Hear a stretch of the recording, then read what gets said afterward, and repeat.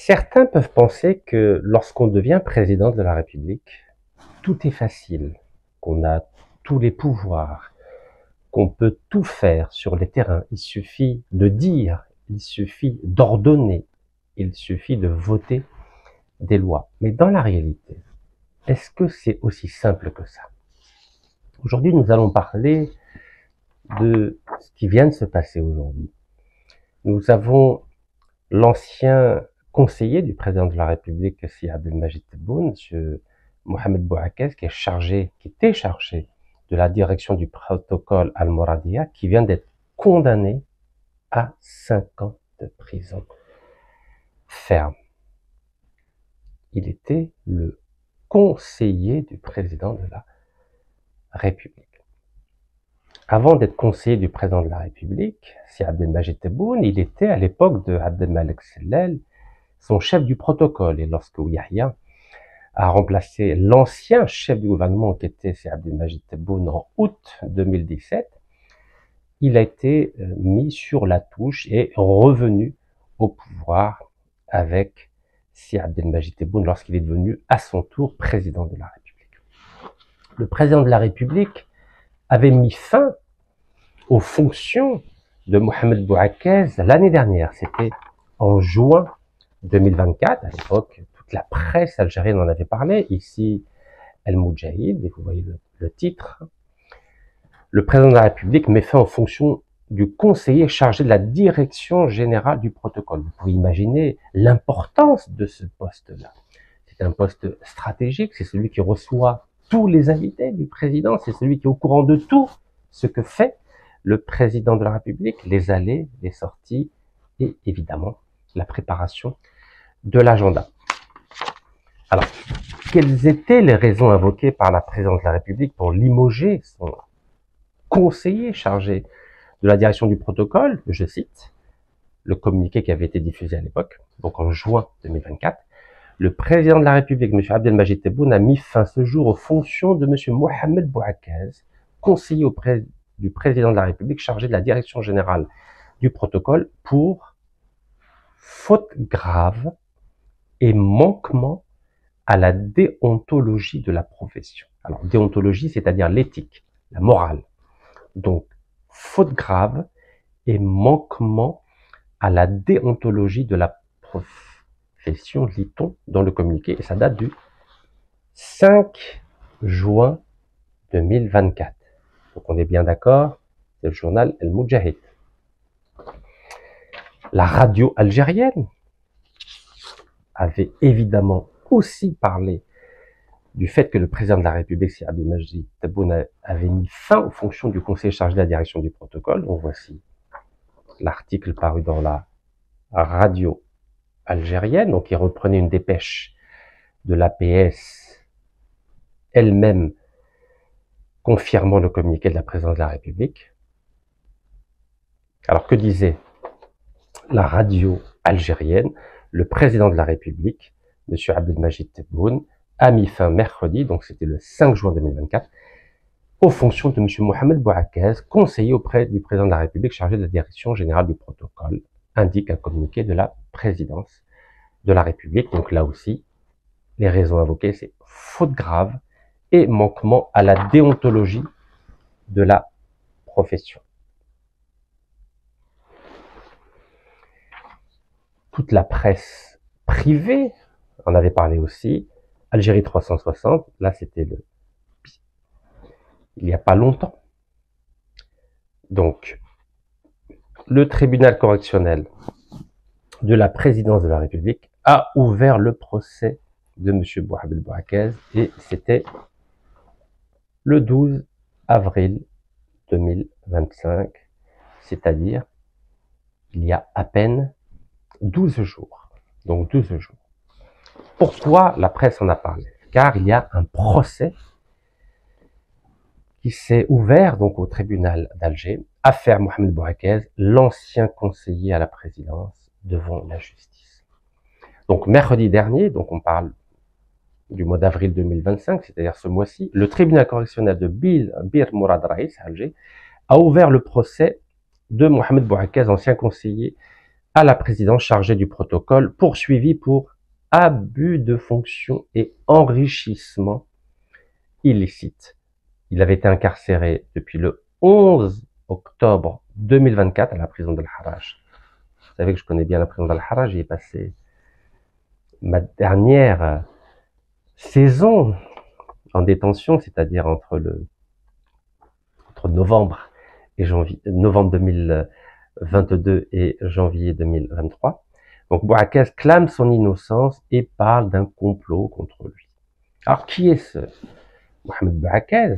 Là, je viens de vous dire qu'il est ancien chef du protocole de l'ancien Premier ministre c'est Abdelmalek Sellel. Donc il est diplômé de l'ENA, donc grande école algérienne, celle qui forme les hauts fonctionnaires algériens, donc École nationale d'administration. Vous savez que l'ENA algérien est un copier-coller de l'ENA française. Donc originaire de Borroba, Mohamed Bouakez a occupé des fonctions stratégiques pendant plus de 10 ans. Donc pendant plus de 10 ans, donc sous feu Abdelaziz Bouteflika et sous la présidence de Si Abdelmajid Tebboune, il a occupé des postes stratégiques à Al-Moradiyas, donc ce n'est pas rien. Il affirme avoir travaillé avec sérieux, notamment lors de l'organisation du sommet de la Ligue arabe en 2022 et du sommet du gaz en 2024. Donc, mais en juin 2024, il est limogé par décret présidentiel pour faute grave, une décision suivie quelques mois plus tard par des poursuites judiciaire. Alors, qu'est-ce qu'on lui reproche à ce gentil garçon? On lui reproche des montres de luxe, des biens immobiliers. Voilà, ici en gras.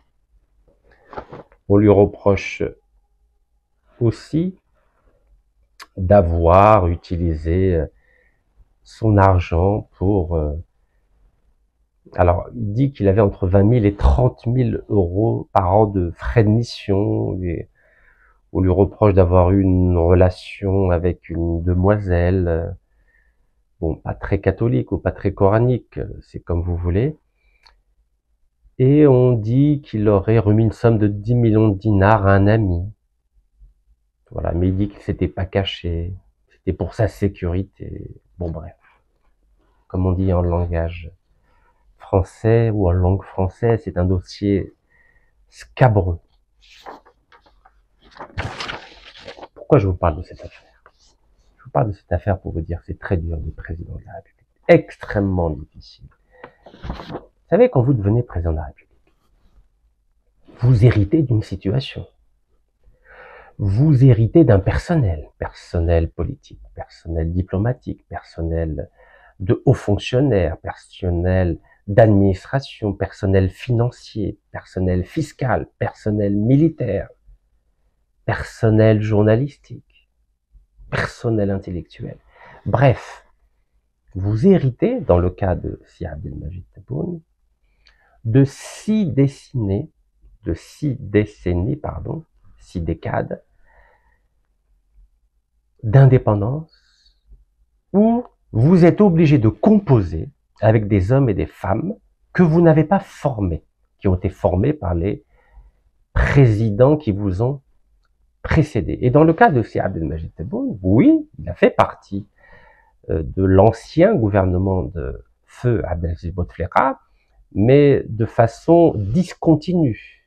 Il a été certes haut fonctionnaire, il a été wali, il a été ministre, mais il a connu près de 12 années de traversée du désert.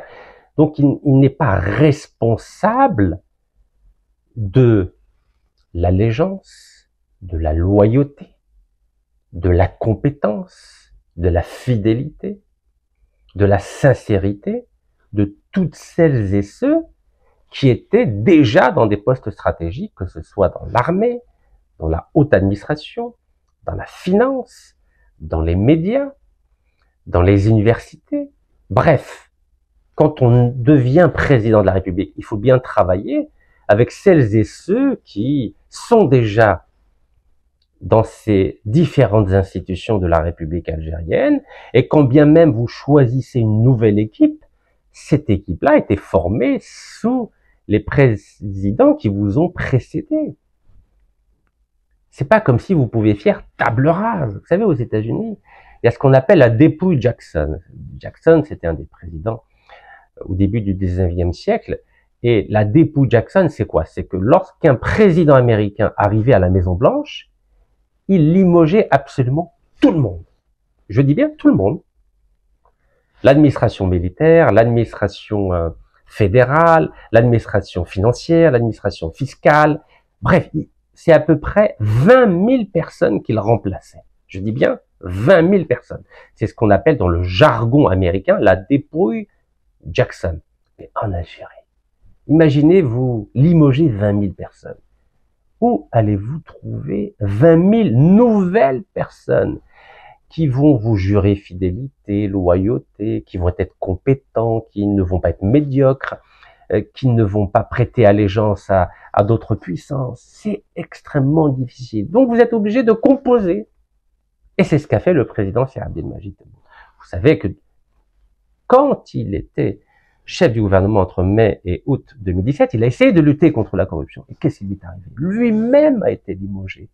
Car il y avait tellement de forces organisées, les forces du mal, les forces de l'argent, que tout seul, et je vous le dis souvent, Edouard Ahmad Safakch, il ne pouvait rien faire. Et au bout de 3 mois, il a été limogé. Car celles et ceux qui avaient la haute main dans l'État algérien voyaient d'un très mauvais œil que ce chef du gouvernement veuille tout nettoyer. On appelle ça nettoyer les écuries d'Augias. C'est très difficile d'être président de la République. Et on le voit avec cette affaire de Mohamed Bouazizi. Mohamed Bouazizi, Mohamed Bouazizi a été condamné à 5 ans de prison. Est-ce que c'est le président de la République qui est responsable des agissements de Mohamed Bouazizi? Évidemment que non. Évidemment que non. C'est très difficile d'être président de la République. Alors, avant de poursuivre, je vais vous raconter une histoire. Tous les présidents du monde entier sont obligés de composer avec les hommes et les femmes qui appartiennent aux différentes institutions de leur pays. Je vais vous parler de ce qui s'est passé en France, dans les années 90. Est-ce que vous connaissez cet homme ici au milieu? Cet homme au milieu s'appelle Charles Hernu. C'était le ministre de la Défense de la France, du président François Mitterrand. François Mitterrand était président de la République française entre 1981 et 1995. À l'époque, c'était pas un mandat de 5 ans, c'était un mandat de 7 ans. Donc pendant 2 mandats, Mitterrand était président de la République française. Et pendant son premier mandat, qui a-t-il nommé?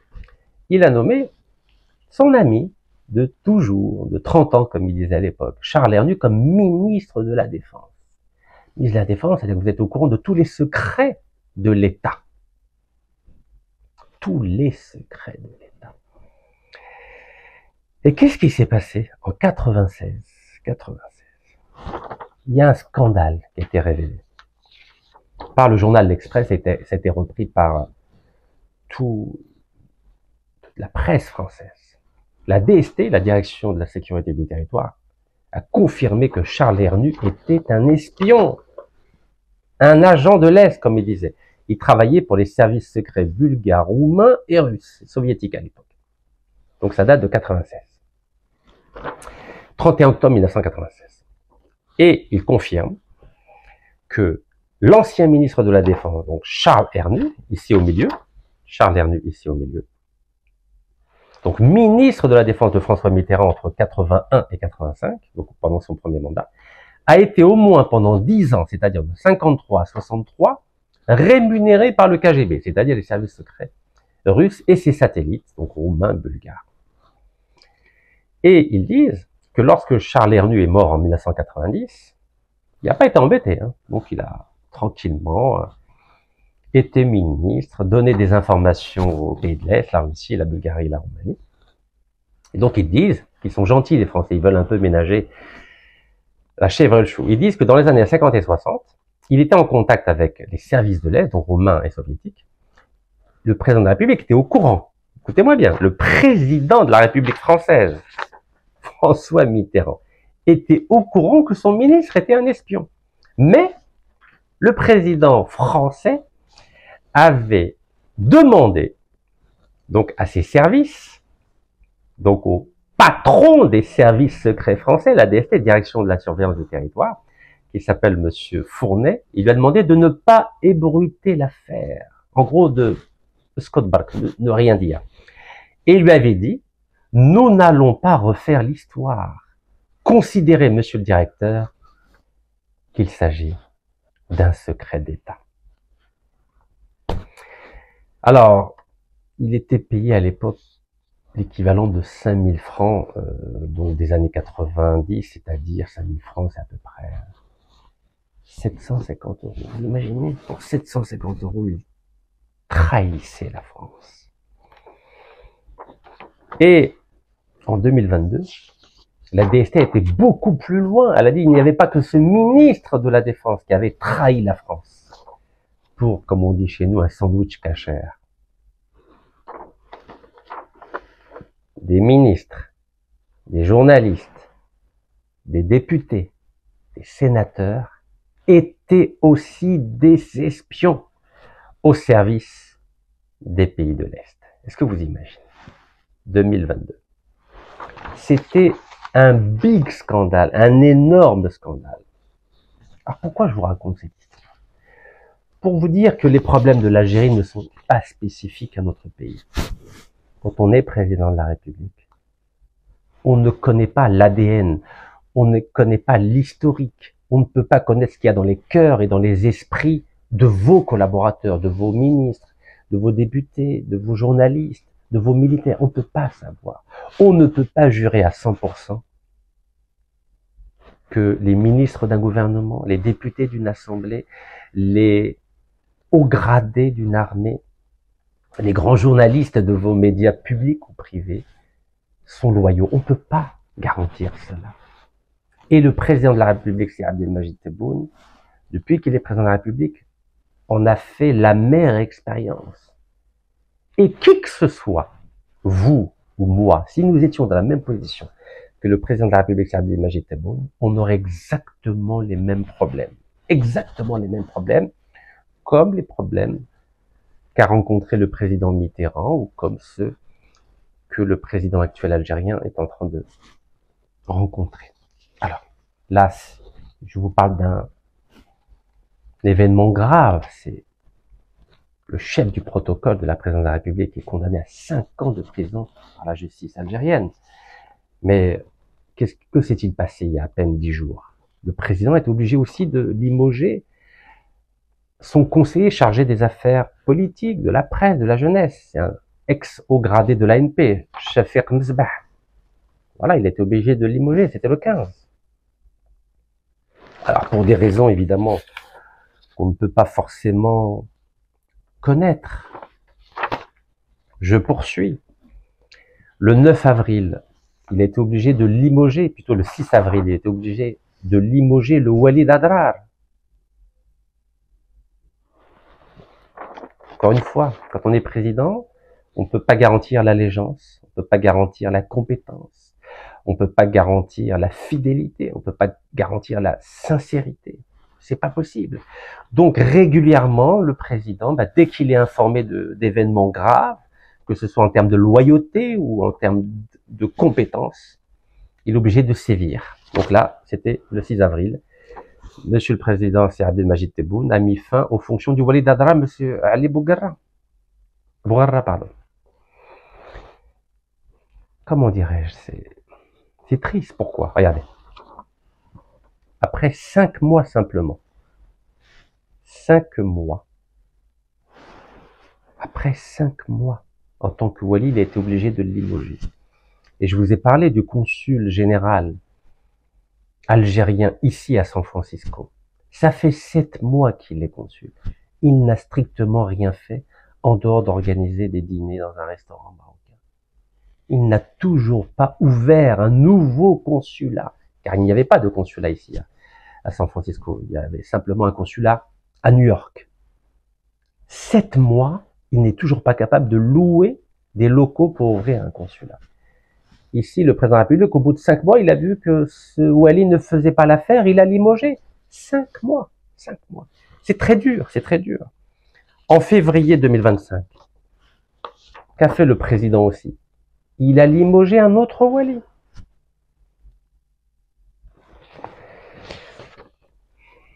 Il s'appelle... comment s'appelle-t-il?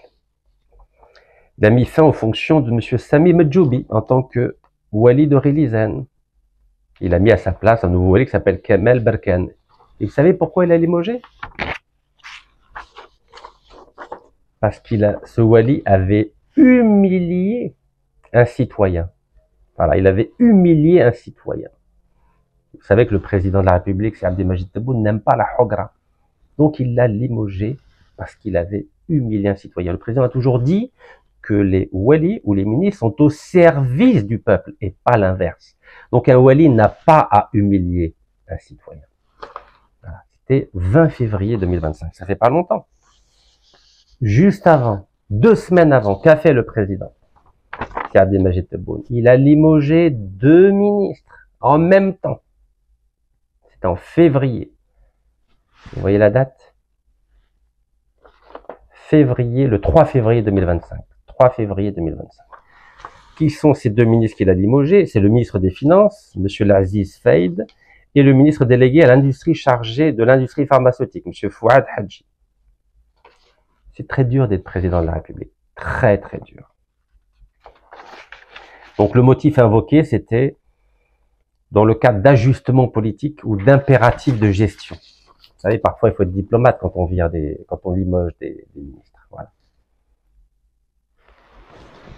Je poursuis. Le 13 août 2024, qu'a fait le président? Il a limogé son ministre des Transports. Voilà.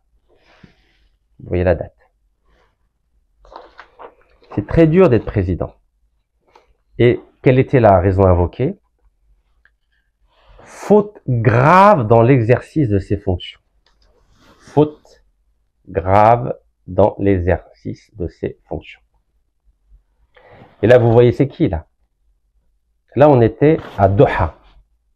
C'était en février 2022. Voilà, que je me souviens bien, oui. 22 février 2022. C'était le 3e anniversaire du Hirak. C'est là où avait été arrêté, incarcéré le militant Hakim Debazi dont je vous ai parlé. Bon. Et regardez ici, il y avait le ministre des Affaires étrangères. Donc, pendant que le président algérien faisait son discours, que faisait l'ancien ministre des Affaires étrangères, M. Ramtan Ramamra? Il dormait. Regardez, il dormait. Franchement, comment vous pouvez tolérer qu'en pleine conférence de presse du Forum des pays exportateurs de gaz à Doha le 22 février 2022, vous avez votre propre ministre qui, devant les caméras du monde entier, dormait, alors qu'il est plus jeune. Vous savez, ce ministre, M. Ramtan Ramamra, ancien ministre des Affaires étrangères, il est plus jeune de quelques années par rapport au président de la République. Regardez, le président Waqf, Masha'Allah, et son ministre, il dort devant les caméras du monde entier. Vous imaginez? On n'est pas responsable du comportement de ces ministres quand on est président de la République. Je poursuis. 28 novembre 2023. Le président Tebboune limoge Abdelhafid Hani, ministre de l'Agriculture. Regardez. Quand vous avez un ministre qui n'est pas capable de réduire les importations, par exemple, de blé tendre, est-ce que vous savez que l'Algérie, en 2023, a importé 95% du blé tendre? Est-ce que vous imaginez? 95% du blé tendre qu'on utilise pour le pain notamment, on est obligé de l'importer. Donc ça veut dire que demain, s'il y a un embargo sur le blé tendre, par la France ou la Russie ou l'Ukraine, ben, on ne peut pas nourrir notre peuple. Donc évidemment qu'il faut limoger les ministres qui ne sont pas capables. Vous imaginez ou pas? Alors le président est diplomate, il n'a pas donné les raisons. Mais vous savez très bien la raison. Un ministre qui n'est pas capable de mettre en place un programme stratégique pour que l'Algérie, à terme, je dis pas dans 1 an, je dis pas dans 2 ans, mais dans 10 ans, n'importe plus du blé tendre, mais évidemment qu'il faut le limoger. Vous imaginez la France? Elle produit entre 29 et 35 millions de tonnes de blé, donc 90% de blé tendre. Évidemment, elle le vend à tout le monde, elle le vend au Maroc, elle le vend à l'Algérie, elle le vend en Égypte. Nous importons 95% du blé tendre. Nous avons le plus grand pays d'Afrique, on n'est même pas capable de produire du blé tendre. Oui, parce que au lieu de préserver les terres agricoles, notamment dans le nord algérien, nous construisons. Vous savez, il faut être courageux. Il faut interdire de construire dans tout le nord du pays. S'il doit y avoir des constructions, des programmes immobiliers, ça doit être au centre ou au sud, car il faut préserver les terres agricoles, les terres arables. Comment voulez-vous mettre fin à l'importation de 95% de blé tendre quand tout le monde construit dans le nord du pays? Alors que ce sont les seules terres qui sont agricoles en dehors de quelques petites oasis dans le sud algérien. Mais les véritables terres agricoles qui ont fait de l'Algérie le grenier du blé depuis l'époque romaine, Yazaman, jusqu'à la colonisation française, elles sont au nord du pays. Donc le nord, il ne faut plus construire au nord. Il faut construire dans les terres qui ne sont pas agricoles, au centre du pays, dans le sud, mais surtout pas au nord, voyons. Sinon, nous allons continuer à importer 95% du blé tendre. Et c'est pas pour rien que le président algérien a limogé son ministre de l'Agriculture, car il est incompétent. 21 juin 2023, et je vais arrêter avec la liste, pour vous dire que c'est dur d'être président. En Algérie, le président Tebboune limoge le ministre de la Communication, c'est Mohamed Bouslimani. Vous savez pourquoi il l'a limogé? Car il avait, comment dirais-je, annoncé l'expulsion de l'ambassadeur des Émirats Arabes Unis en Algérie, qui était une fake news. Vous savez, quand vous avez un ministre qui commence à propager des fake news, vous voulez attendre quoi de lui? Bon, bref. C'est très dur d'être président de la République. Extrêmement dur d'être président de la République. Alors, vous savez, le président, il fait ce qu'il peut. Voilà. Il sait qu'il nomme des ministres. Quand ils font pas le job, il les limoge. Il nomme des waliers quand ils font pas le job ou quand ils humilient des citoyens ou quand ils sont incompétents, il les limoge. Mais vous savez qu'on a le même problème au sein de la diplomatie algérienne. Vous savez que les diplomates algériens, c'est pas Abdelmajid Tebboune qui les a formés. C'est sous l'ancien régime, pendant 4 mandats. C'était sous feu Abdelaziz Bouteflika. C'est lui qui a nommé tous ces diplomates aujourd'hui, qui sont d'une incompétence terrible. Surtout ceux qui gèrent le dossier français, le dossier du Sahara occidental, le dossier africain. Et je vous ne parle même pas des juristes de la Sonatrach. Ces incompétents notoires qui nous ont fait perdre 95% des litiges, des arbitrages internationaux. Et vous avez vu que l'Algérie est obligée de payer 10 milliards de dollars d'amende à la suite de procès que nous avons perdus. Donc, quelle est la solution? Parce que souvent, vous me dites, mais Rachid, d'accord, on est au courant de tout ça, mais c'est quoi la solution? Mais la solution, vous savez, elle est très simple. Et en même temps, très compliquée. C'est de mettre en place un audit. Il faut faire ce que font les Américains depuis le 19e siècle. Il faut procéder à ce qu'on appelle la dépouille Johnson. Il faut virer tout le monde. Tous ceux qui ne sont pas compétents, tous ceux qui ne sont pas loyaux, c'est-à-dire fidèles à l'Algérie, tous ceux qui ne font pas allégeance à l'Algérie. Vous avez vu, en France, l'ancien ministre de la Défense était un espion des Russes, un espion des Roumains, des Bulgares. Nous avons le même problème en Algérie. Il faut limoger tous ceux qui sont médiocres, qui ne jurent pas fidélité à l'Algérie, qui ne veulent pas servir notre pays, qui humilient nos citoyens. Tout cela, il faut les virer. Et ça, c'est à la suite d'un audit. Un audit, c'est quoi? Il faut confier un audit, c'est-à-dire noter tous les responsables de notre pays. Je dis bien tous. Responsables militaires, responsables civils, responsables politiques, les hauts fonctionnaires, dans toutes les directions, de l'équipement, de l'énergie, de l'éducation, de l'agriculture, de la culture, de la recherche scientifique, de l'environnement, des mines. Dans tous les domaines, il faut confier à un cabinet d'audit étranger le soin de réaliser un audit dans notre pays pour noter tous les responsables de services de notre pays. Domaine médical, évidemment, dans tous les domaines. Car vous savez très bien que la plupart des responsables de tous les services, de toutes les administrations ont été nommés sous l'ère de feu Abdelaziz Bouteflika.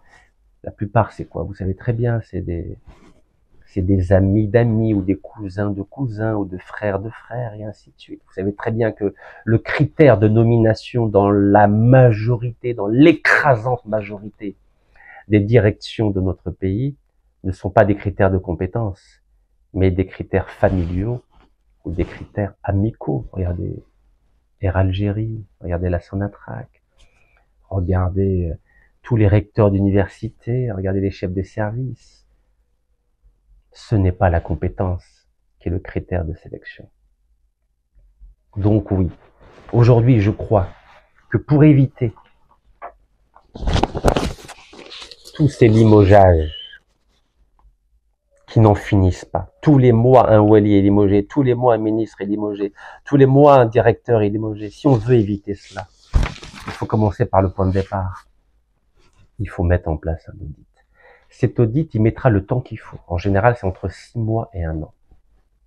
Donc j'invite le président de la République à mettre en place un audit qui sera confié à un cabinet étranger pour ne pas qu'il y ait d'influence, pour nettoyer les écuries d'OGA. Il faut nettoyer toutes les administrations du pays. Et s'il faut limoger ensuite 20 000 personnes, il faudra limoger ces 20 000 personnes. Et ces 20 000 personnes, il faudra les remplacer par 20 000 autres personnes, peut-être pas 20 000, car quelqu'un qui est incompétent, on peut remplacer 3-4 personnes incompétentes par une seule. Peut-être qu'il faudra embaucher pas 20 000 ensuite, mais plutôt 5 à 6 000 personnes. Et pour trouver ces 5 à 6 000 personnes compétentes, c'est-à-dire qui connaissent leur domaine, loyales, c'est-à-dire qui vont servir le président de la République et l'Algérie, et des personnes qui ne feront pas allégeance à une puissance étrangère, comme Charles Hernu en France, ou comme Outradour, ou comme Abdeslam Bouchouareb, qui servait la France et non pas l'Algérie, ou comme l'auteur algéro-français, qui pendant 20 ans servait la France et non pas l'Algérie. Il faut être intraitable avec les traîtres et les espions qui ne servent pas l'Algérie. Donc, il faut diagnostiquer tous ces gens, toute cette 5e colonne. Et vous savez que j'ai pâti moi-même d'une partie des services secrets algériens qui ont établi des faux rapports contre moi, contre mes avocats et contre mes militants pour nous mettre en prison. Car cette branche des services secrets algériens, ces 5% dont je vous ai parlé, défend des intérêts de la France. On fait allégeance à la France et n'ont pas fait allégeance à l'Algérie. Un peu comme l'ancien ministre de la Défense français Charles Hernu, qui avait fait allégeance à l'Union soviétique et pas à la France. Et bien, dites-vous bien que dans notre pays bien-aimé, le pays des 5,5 millions de martyrs, nous avons encore une 5e colonne. C'est la même 5e colonne qui était représentée par les Harki pendant la guerre de libération nationale. Et vous le savez mieux que moi, cette 5e colonne n'a pas disparu. Elle est toujours aussi puissante dans tous les domaines.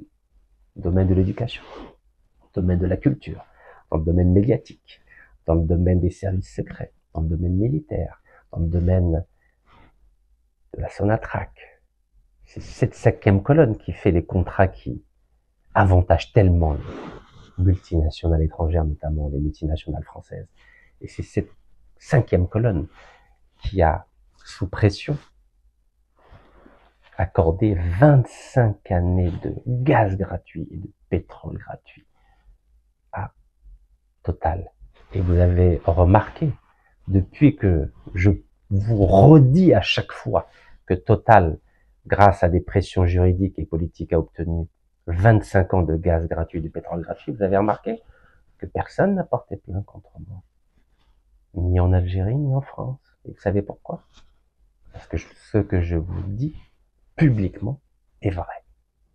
Donc il faut soutenir l'action du président de la République, et j'invite le président de la République à mettre en place un audit national dans tous les secteurs d'activité de notre pays, pour éviter cette humiliation pour notre pays d'avoir par exemple, le responsable du protocole qui est condamné par notre justice à 5 années de prison. Barakallahu fikum, tahiyya al-Jazair, wa la yarham shuhada.